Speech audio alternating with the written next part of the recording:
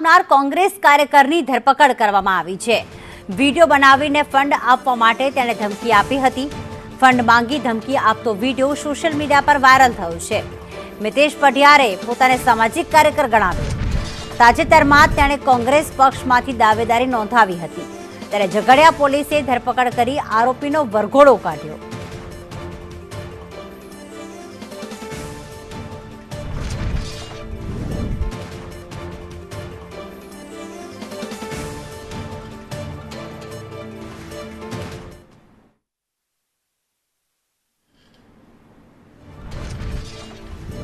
પિંકેશ પરીખ અમારી સાથે જોડાઈ ગયા છે। પિંકેશ, આ જે શખ્સ છે તેણે વિડીયોમાં કઈ બાબતનો ઉલ્લેખ કર્યો હતો, એટલે કે શું ધમકી આપી અને ફંડ માંગ્યું હતું?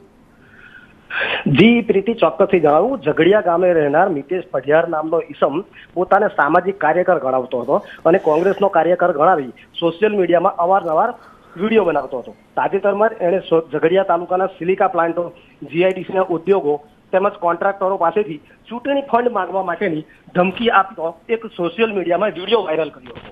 એ વિડીયો ભાજપના ઉમેદવારો જો ફંડ આપશો તો કોંગ્રેસના ઉમેદવારોને પણ ફંડ આપવું જ પડશે, નહીં તો તેના પ્લાન્ટ માલિકોએ કે અન્ય ઉદ્યોગકારોએ સીધું ભુગતાન કરવું પડશે, એવું સોશિયલ મીડિયામાં ધમકી આપતો વિડીયો વાયરલ કર્યો હતો। એ વિડીયો જોયા બાદ ઝઘડિયા પોલીસ જાતે ફરિયાદી બની છે અને આરોપીની રાતોરાત ધરપકડ કરી આરોપીને 2 દિવસના હાલ રિમાન્ડ પાસે અને ઝઘડિયા 4 રસ્તા પર આરોપીનો વરઘોડો કાઢી એની પાસે રિકન્સ્ટ્રક્શન કરાવ્યું હતું। આભાર પિંકેશ તમામ વિગતો માટે।